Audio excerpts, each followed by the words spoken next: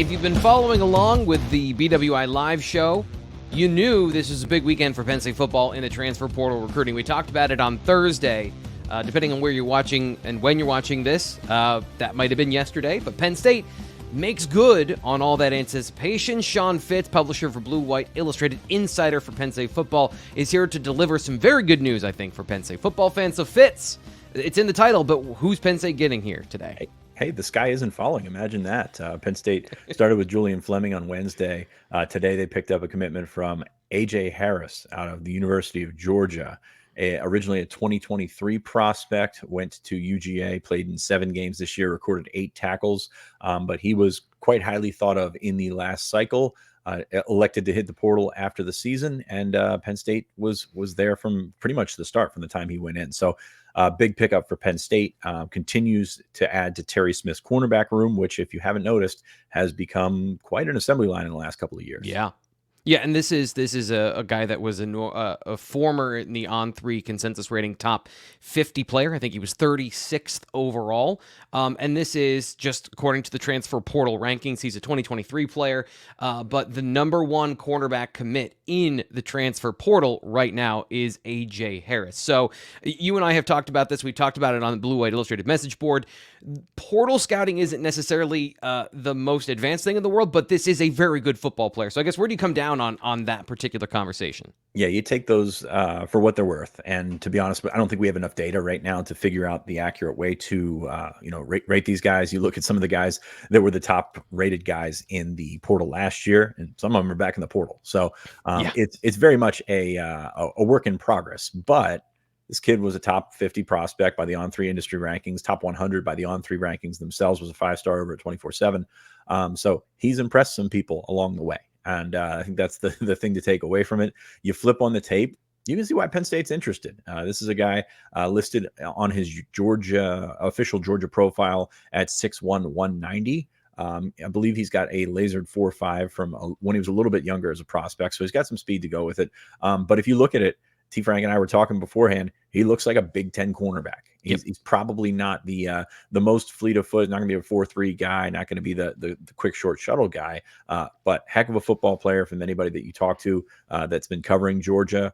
Heck of a prospect in the long run, and I think that's what Penn State's going for here. Completely rebuilding that cornerback room with Kalen King and Johnny Dixon out the door, and Daquan Hardy. I of course need to mention him as well. So there's certainly opportunity there. It will be interesting to see how Smith handles this, because as we saw last year with Storm Duck, you never know how a guy is going to take to the room and compete and things like that. But this guy has got a lot of talent, and there's a lot of people high on him. And just to be clear, this is somebody who has 3 years of eligibility left, right? So this is kind of more in the Johnny Dixon, where he is a young player that had a high recruiting profile, as we just showed you. You saw the star rankings over on the On3 page, but also a development player in the sense that he's got 3 years of eligibility left, right? So this is both a long-term play and a short-term play. Yeah, he's technically got 4 for 3, but a lot of these guys, they're not going into the portal to redshirt, so he's got that one in his back pocket if he needs it.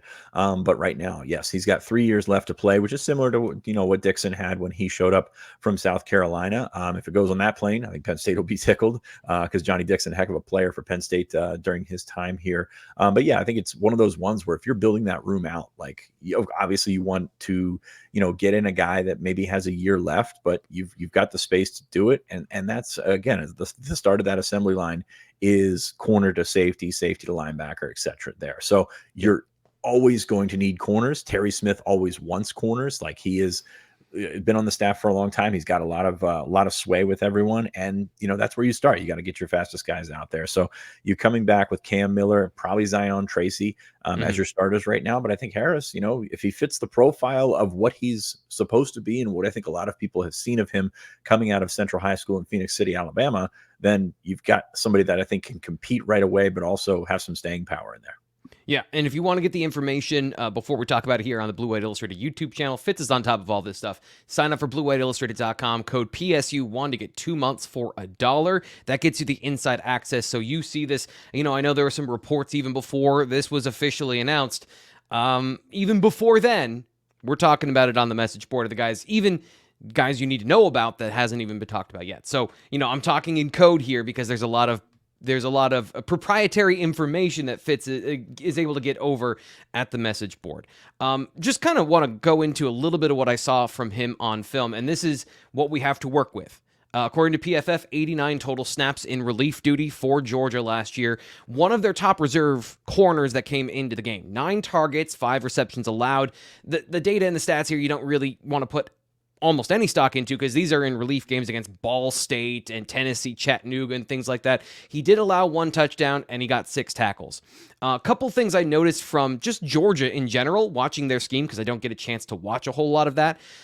They play a lot of, I think, some pretty advanced schemes for the college level. They play some NFL-style cover 4 quarters. I've been talking about that all year long, but they play it in a different style, where it's kind of a press style, where you're still playing a zone technique. You've got a responsibility for that particular zone, but there's a lot of vertical passing in the SEC, so it turns into match man coverage. So he's got zone skills, he's got man coverage skills, but one of the things you talked about, not maybe an elite athlete, good hips. So he's able to turn and run with guys, but if he's in pure man coverage, his transitions and his footwork, I think, is a little bit slow. Maybe not the fastest feet in the world. He's not a Daquan Hardy able to burst out of the transition, or even a Zion Tracy in that particular sense. But physical, big, and I think really smart based on the fact that he had to pick up that defense, and he looked good communicating in those reserve snaps. So this is a guy that Penn State, I think, can bring in and can compete at the next year for playing time.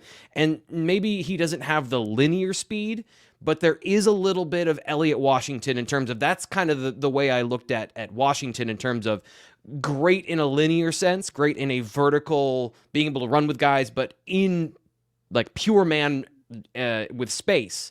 Maybe not a guy that you're going to have shadowing the number 1 receiver from a trait standpoint, but of course Penn State can get him into their program, and they, I think, could do some things to improve, his overall physical abilities and things like that.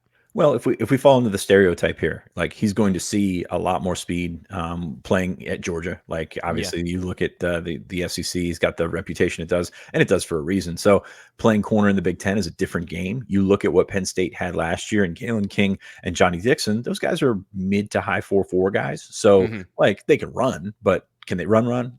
It's not a situation where you see that. So you don't necessarily need to be a 4.3 guy in the Big Ten, and that's fine. Like a lot of really, really good corners are not 4.3 guys. So how did the skill set come across? And I agree with you. I think he can play physical.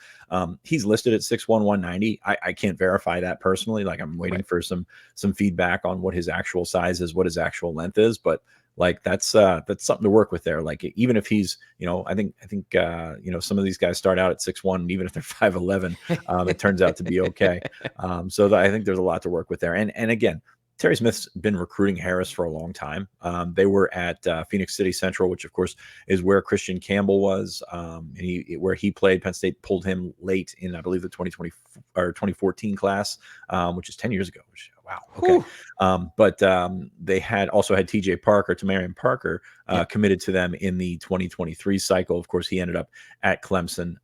There's been a relationship there for a long time, and that's really what Penn State has gone back around to. A lot of these guys that they know pretty well, they're bringing them back around, thinking that maybe that evaluation that they had on them in the first place, they can still get that out of them, even if they haven't hit fully in their first stop or their second stop. Yeah, and if you're watching here on the YouTube channel, seeing some of his senior highlights from 2022, I think you can see a lot of the things that Penn State would like about him and why they recruited him out of high school. So just trying to get you as much information here early on as we can with A.J. Harris. Almost said A.J. Parker. Just combine the two players that Penn State tried to get out of that high school. Penn State would love to have T.J. Parker back. Let me tell you, man. Yeah. He's having a heck of a start to his career down at Clemson. But I think Harris would be a nice little consolation prize there. But no, if you look at those high school tapes, he's a bully. Like he was beating guys up off of the line, and you're going to see a different kind of athlete at the college game. So it's going to be interesting to see how he developed in his first year. Again, a lot of people at Georgia not particularly pleased to see him leave because of the talent they think they still have left to tap out of that. So, but if you look at Georgia's cornerback room, among, if not the best room in the country at that position, and there's going to be some attrition, and Penn State looks like they're the benefactor there. Yeah, and I think whether he's the number one corner in the transfer portal or not, this is absolutely a guy that fits in Tom Allen's defense, some of the things that they like to do. So last thing, getting out of here, what are we looking for? Just kind of give everyone a preview, what you're thinking about next with Penn State and their roster building for 2024, however you want to take that. There's a lot going on in the portal right now.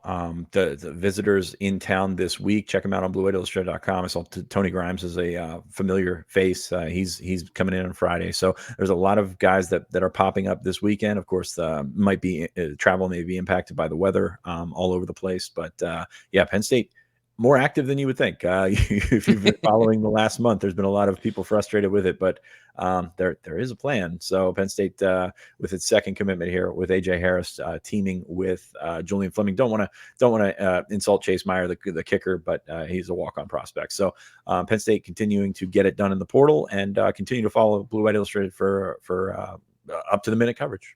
If there's anything that we're absolutely coming to you for, it is the special teams news. I can't help with that one bit whatsoever. So I appreciate always you're on lockdown, reminding us that special teams is also very important. We'll be back with the next thing that happens with Penn State football. Breaking news here on the Blue White Illustrated YouTube channel. Good time to subscribe here and get that information and get that conversation whenever it comes out.